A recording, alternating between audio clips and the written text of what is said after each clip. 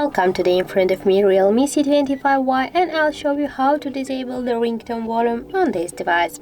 So first you should go to the settings app and go to the sound section. Right now, as you can see, we got here the ring in notification volume section.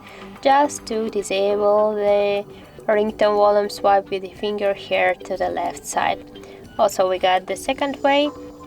Just here press on your volume, one from volume buttons by this way, and as can you see here we got the settings icon, and just by this same way swipe with the finger to the left, and you will just turn off your ringtone volume.